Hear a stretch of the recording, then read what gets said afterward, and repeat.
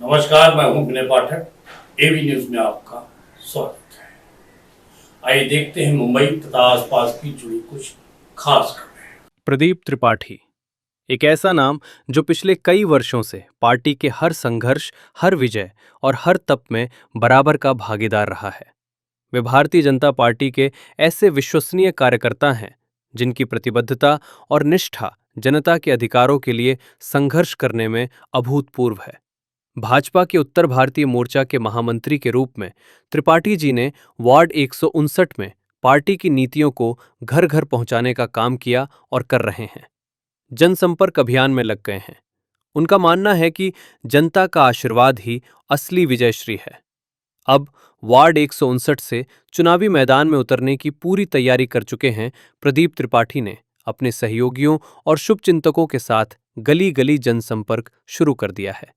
शाम ढलते ही वो अपने समर्थकों के साथ घर घर जाकर लोगों की समस्याएं सुनते हैं, उनके समाधान के लिए आश्वासन देते हैं और पार्टी की नीतियों को विस्तार से समझाते हैं।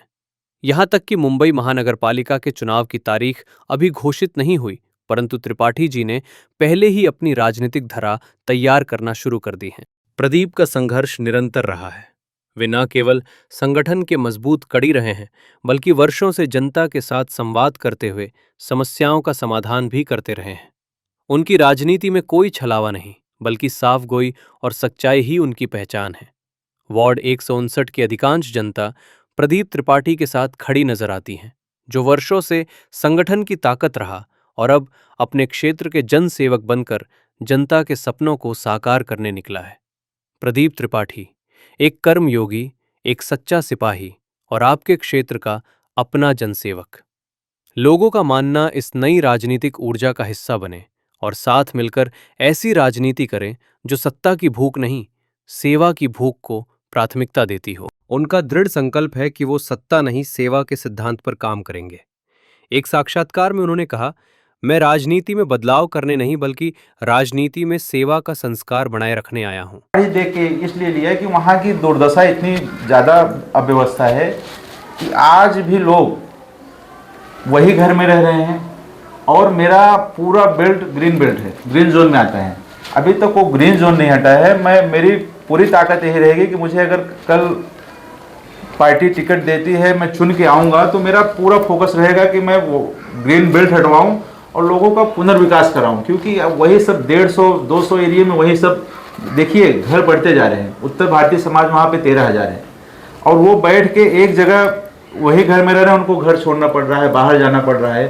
तो वार्ड 159 की जनता बाहर ना जाके अपने वार्ड में ही रहे। मेरी यही है कि वो वहीं पे रहें और उनके प्रति मैं काम करता रहूं। और क्या समस्या है, किस तरह की? दूसरी सबसे बड़ी समस्या है, आप कभी भी आपके यहाँ देखिए, आप चार में रहते हो, लोगों के पास रिलेशन आते हैं। रिलेशन जब होता है तो आप गाड़ी से जाते हैं। जब गाड़ी से आपके यहाँ कोई जाता है और गाड़ी खड़ी करने की जगह नहीं वहाँ पे।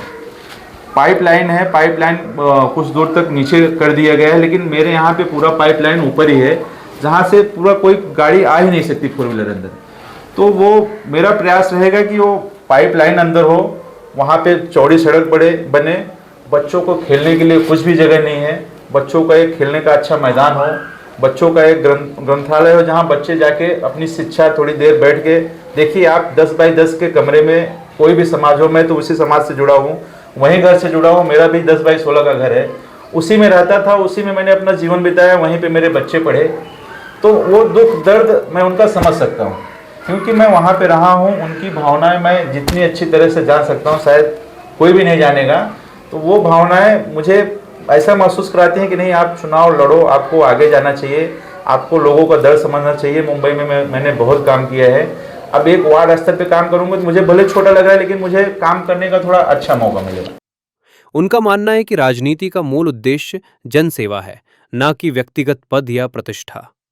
प्रदीप त्रिपाठी वार्ड 159 की जनता के विश्वास, भारतीय जनता पार्टी की ताकत और अपनी निष्ठा को मिलाकर एक नई कहानी लिखना चाहते हैं, जहां राजनीति का अर्थ सत्ता नहीं बल्कि सेवा होगा, जहां नेता का अर्थ चेहरा नहीं बल्कि चरित्र होगा। अब जब चुनावी बिगुल बजने वाला है, तो ये देखना दिलचस्प होगा कि उनका ये सिपाही से नेता वाला सफर मुंबई के राजनीतिक परिदृश्य में क्या नई दिशा लेगा। उनकी निष्ठा, जनता की सेवा करने की लगन और भारतीय जनता पार्टी की ताकत जब एक साथ मिलती है तो एक नई राजनीतिक कहानी लिखी जाती है। एक ऐसी कहानी जिसमें सत्ता का अर्थ केवल पद नहीं बल्कि जनसेवा है। एक ऐसी राजनीति जिसमें नेता का मूल्य केवल चेहरे से नहीं, चरित्र से मापा जाता है।